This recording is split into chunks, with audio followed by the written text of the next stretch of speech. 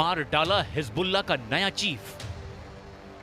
महज 6 दिन के अंदर हिजबुल्लाह के 2 चीफ मारे जा चुके हैं। आप इन 2 तस्वीरों से समझ सकते हैं कि लेबनान की राजधानी बेरूत कैसे हिजबुल्लाह के लिए कब्रिस्तान बन चुका है। 32 साल तक हिजबुल्लाह का चीफ रहा 64 साल का हसन नसरल्लाह 27 सितंबर को उस वक्त मारा गया जब वो एक इमारत के नीचे बने बंकर में ईरान और हिजबुल्लाह के टॉप कमांडरों के साथ मीटिंग कर रहा था। नसरल्लाह करीब 60 फीट नीचे एक बंकर में मौजूद था जिस वक्त उसे मारा गया। नसरल्लाह के मारे जाने के 2 दिन बाद उसके ममेरे भाई हाशिम सैफुद्दीन को हिजबुल्लाह का चीफ बनाया गया, लेकिन चीफ बनने के महज 4 दिन के बाद इजरायली सेना ने उसे भी मार डाला। इन 2 तस्वीरों से साबित होता है कि लेबनान में अब ऐसी कोई जगह नहीं बची है जहां इजराइल हमला ना कर सके। हिजबुल्लाह के लड़ाके और टॉप कमांडर इस वक्त ना तो जमीन के नीचे बंकर में सुरक्षित हैं और ना ही जमीन के ऊपर किसी इमारत में सुरक्षित हैं। इजराइल चुन चुन कर हिजबुल्लाह के चीफ को मार रहा है। हम आपको बताते हैं कि हिजबुल्लाह का नया चीफ हाशिम सैफुद्दीन बेरूत में कैसे मारा गया। इजरायली मीडिया के दावों के मुताबिक एक खुफिया इनपुट के आधार पर इजरायली वायुसेना ने 3 अक्टूबर को दक्षिणी बेरूत में जोरदार मिसाइल हमला किया। इजरायली सेना को पता चला था कि हिजबुल्लाह का नया चीफ हाशिम सैफुद्दीन हिजबुल्लाह के बचे हुए टॉप कमांडरों के साथ गुप्त मीटिंग कर रहा था। जैसे ही हाशिम सैफुद्दीन गुप्त बंकर में मीटिंग के लिए पहुंचा, तब इजरायली वायुसेना के F-35 जेट ने बेरूत में मौजूद इमारत पर हमला कर दिया। इजरायली दावों के मुताबिक इजरायली वायुसेना ने F-35 फाइटर जेट से इस इमारत के नीचे बने बंकर पर एक के बाद एक 11 मिसाइलों से हमला किया। इजराइल के इस भीषण हमले में हिजबुल्लाह का नया चीफ हाशिम सैफुद्दीन मौके पर ही मारा गया और महज 6 दिन के अंदर ही नसरल्लाह के बाद हिजबुल्लाह का नया चीफ हाशिम सैफुद्दीन भी मार दिया गया। השלב הבא במלחמה נגד חיזבאללה יתחיל בקרוב, וזה יהווה גורם משמעותי בשינוי המצב הביטחוני ויאפשר לנו להשלים את החלק החשוב של החזרת התושבים לבתיהם. את זה אנחנו נעשה, וכמו שאמרתי כאן לפני חודש, אנחנו נעביר את מרכז הכובד.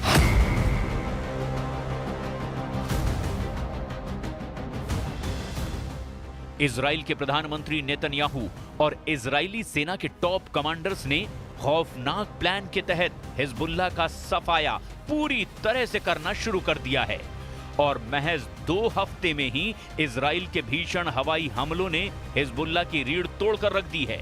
इजरायली सेना के दावों के मुताबिक अब तक हिजबुल्लाह के 21 से ज्यादा टॉप कमांडर्स मारे जा चुके हैं। जानकारों के मुताबिक हिजबुल्लाह में इस वक्त इजराइल से भीषण जंग कैसे करनी है, इसका फैसला लेने वाला एक भी टॉप कमांडर हिजबुल्लाह में बचा नहीं है।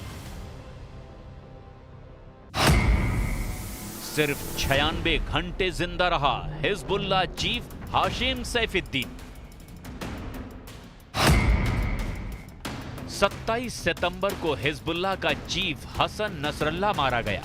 नसरल्लाह के मारे जाने के बाद 29 सितंबर को हाशिम सैफुद्दीन को हिजबुल्लाह का नया चीफ बनाया गया था, लेकिन 3 अक्टूबर को इजरायली वायुसेना ने हिजबुल्लाह चीफ हाशिम सैफुद्दीन और उसके साथ मौजूद हिजबुल्लाह के कई कमांडर्स को मार डाला। सिर्फ 4 दिन या कहें कि सिर्फ 96 घंटे में ही हिजबुल्लाह का नया चीफ हाशिम सैफुद्दीन भी मारा गया। इजरायली सेना के दावों के मुताबिक हाशिम सैफुद्दीन को मारने के लिए इजरायली वायुसेना ने 73 टन बम और मिसाइलों का इस्तेमाल किया। दक्षिणी बेरूत में हाशिम सैफुद्दीन को बंकर के अंदर गुप्त मीटिंग करना बहुत भारी पड़ गया। रिपोर्ट के मुताबिक हाशिम सैफुद्दीन काउंसिल में शामिल था जो हिजबुल्लाह के सैन्य अभियानों का मैनेजमेंट करने का काम करती है। अमेरिकी विदेश विभाग द्वारा साल 2017 में हाशिम सैफुद्दीन को आतंकवादी घोषित किया गया था। हाशिम सैफुद्दीन भी अपने भाई नसरल्लाह की तरह ही एक मौलवी था जो खुद को पैगंबर मोहम्मद के वंशज होने का दावा करता था। हाशिम सैफुद्दीन हमेशा काली पगड़ी पहने रखता था। और हिजबुल्लाह में टॉप 3 लीडर्स में उसका नाम शामिल था। सैफुद्दीन ने हाल ही में एक कार्यक्रम में मौजूदगी दर्ज की, जहां उसने फिलिस्तीनी लड़ाकों को कहा कि हमारी बंदूकें और हमारे रॉकेट आपके साथ हैं। लेकिन किस्मत का मारा हिजबुल्लाह चीफ हाशिम सैफुद्दीन महज 96 घंटे के भीतर ही खुद मारा गया। תקפה מרחבים אזרחיים וסיכנה חיי אזרחים רבים. הודות להתנהגות אזרחית נכונה ולהגנה מאוד איכותית, הנזק קטן יחסית. אנחנו נגיב. אנחנו יודעים לאתר מטרות חשובות, אנחנו יודעים גם לפגוע בצורה מדויקת ועוצמתית. गुप्त स्थान पर नसरल्लाह दफन, इजराइल का खौफ। 27 सितंबर को हिजबुल्लाह चीफ नसन हसरल्लाह को मारा गया। ईरान की तरफ से जारी इस वीडियो को देखिए। इजरायली वायुसेना ने कितना भीषण हमला दक्षिणी बेरूत में हिजबुल्लाह के ठिकाने पर किया था। ये उसी वक्त का वीडियो है। दावों के मुताबिक नसरल्लाह को मारने के लिए इजरायली वायुसेना ने बंकर बस्टर बमों का इस्तेमाल किया था, जिसमें जमीन से 60 फीट नीचे बंकर में मौजूद नसरल्लाह को मार डाला गया। दावा किया गया कि नसरल्लाह को मारने के लिए इजरायली वायुसेना ने 80 टन बम का इस्तेमाल किया था। हैरानी की बात यह है कि हमेशा मीडिया और जनता से दूर रहने वाला नसरल्लाह जब मारा गया तो उसकी लाश को आज तक किसी ने नहीं देखा। और हैरानी की बात तो यह भी है कि जब हिजबुल्लाह चीफ हसन नसरल्लाह को दफन किया गया तो उसकी कब्र के बारे में किसी को भी नहीं बताया गया। दावों के मुताबिक हिजबुल्लाह को डर था कि अगर नसरल्लाह के जनाजे को निकाला जाता है तो इजरायली सेना जनाजे पर हमला कर सकती है, और इसी डर से उसे एक खुफिया जगह पर दफना दिया गया ताकि इजराइल को उस जगह का भी पता ना चल सके।